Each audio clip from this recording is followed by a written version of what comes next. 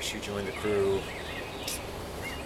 2 years ago with the resolve of wanting to know how to be a builder. And sure enough, she's now a builder. And the initiative of Phoenix Commotion has been to train emissaries who would go out into the field and do the same thing in their own situations. And indeed, she's done that. She's gone to Houston and is setting up her own company to build houses responsibly. So let me hand off to Shannon and maybe tell us a little bit about what it is you wanted to do and what you do want to do and what you're doing now. Everything. Well, you just tell you everything, huh? Okay, well, so I started with Dan a few years ago with the intention of learning how to build a house, and I learned a lot more than about how to build a house. I learned the principles of building a house.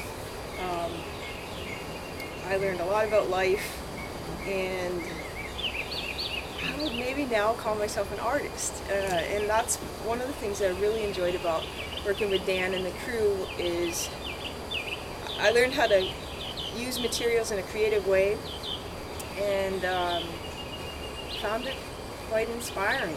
Learned about patterns and colors and such.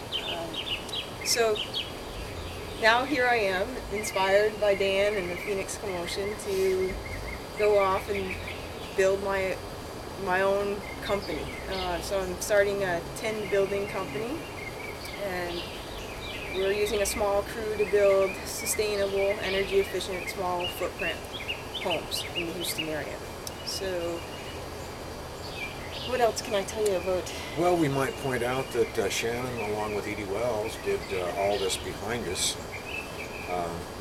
when we were doing the bone house here.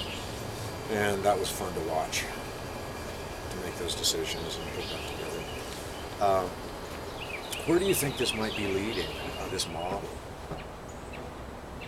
I actually have no idea. I mean, it could get huge. And the exciting part about it is that people in this culture have become quite greedy in their space that we're taking up. And we can learn how to live in smaller spaces that are more efficient. And if we make those spaces and create those spaces in a way that's inspiring and life-giving, then people don't mind living in small spaces as long as they can do what they need to do. And the Bone House is a great example. You know, you can put 3 artists in here. It has a work studio in the back. There's a greenhouse on this property. You can grow food in the gardens. And this is the type of property that I'm looking to develop in Houston. Talk a little bit about just the role of mistakes in the learning process. Sure, yeah. Well, hopefully I make a handful of mistakes every day, because I feel like that's where I learn the most.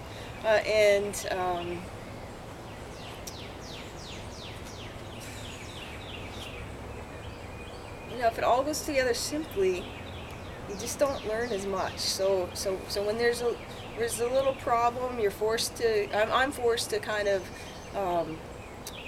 use my head a little bit and come up with a creative solution. And sometimes what happens is something that's unexpected. So the manifestation of the mistake is something that's can be quite creative. Talk a little bit about your background in mentoring kids and where that has led you. Well, sure. So I coached women's ice hockey at the college level for 9 years. I was really interested in coaching and teaching and having an impact on people's lives. And so I've always been a teacher. And then kind of getting in with you, Dan, and learning how to build and learning how to create and open myself up to that creative nature that I have. I want to share that with others, and I want women to be able to build their own houses, or at least have a hand in it. I actually want anyone who wants to do that to be able to do that, and And I think as long as you take it one step at a time, you put one foot in front of the other, anyone can learn to build and tap into their creative self. Your crew right now is going to be an all-female.